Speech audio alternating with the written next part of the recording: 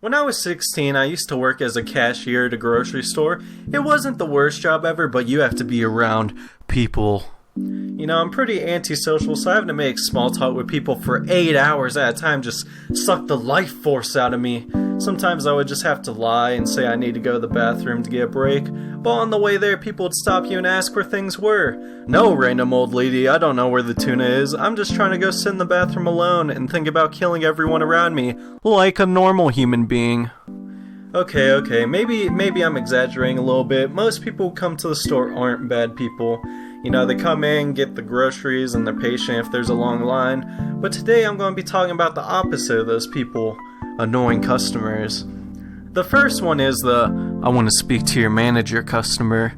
So you're bringing out the groceries, doing your thing, then all of a sudden the person would see a price they didn't like. They'd ask me about it, and I'd say, sorry, I just do whatever price the machine says, unless we have some kind of deal going on. Then their hair morphs into a bob cut, they snap their fingers like this, and say, I want to speak to your manager. So I just sigh and flip on my light for the manager. Most of the time, the manager would say the same thing. You know, sometimes they would give in to him just to make things flow smoother, I guess. But if they didn't, you know, it'd just kind of be awkward. We're like both sitting there while I finish ringing them up. Sometimes you might hear, sorry, I didn't mean to be rude, but it was about the principal. And I'd just be like, okay, whatever makes it feel better about throwing a tantrum because your milk was 50 cents cheaper. But, you know, that's just me. My next favorite type of customer is old people. So there's nothing wrong with old people in general, but a lot of them act like you're trying to pull one over on them. They usually like to fight over the prices more than other people would, and even would follow the manager around when he went to check the price to make sure they weren't being tricked. What do they think at the end of the night we all gather around our manager in cloaks and give the money we stole from people? My lord, I have successfully stolen $3.24 from the elderly. I bring it as tribute for our god, Sam Walton. But yeah. I never really stay mad at old people because, you know, they're old, man. I just fantasize about kicking their walker out from underneath them. So, yeah, the last type of customer I'm going to talk about is people who use coupons. See, it's alright if you use 5, 10, 20 coupons, preferably none. But I mean, you gotta get those sweet deals.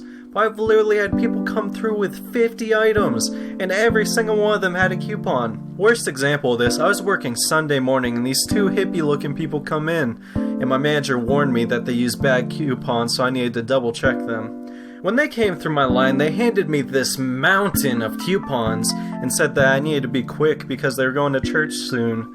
Out of like the 60-some coupons they had, only 4 of them weren't expired. Were actually for items they had. They tried to tell me that I was letting the man keep them down. I should feel bad, which really was the most insane thing I think you could say in that situation, you know? I mean, who says that? That's like something you hear in a movie, or like when someone's making fun of hippies. But the fact that they made me read 50-some bad coupons, I was so salty. I was hoping the man was keeping them down, you know. I was hoping the CIA comes in their house and, you know, just wrecks their stuff, man. I don't know. I was just salty. But those are my customer stories. One last thing is my brother also worked as a cashier, and he had a pretty funny story. So he had to call a manager over for the price thing. The lady looked him dead in the eyes and said, I don't have time for this. I have important business things I have to attend to.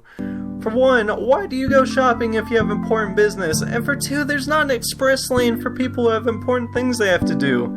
If you have important things you have to do, don't go to a grocery store.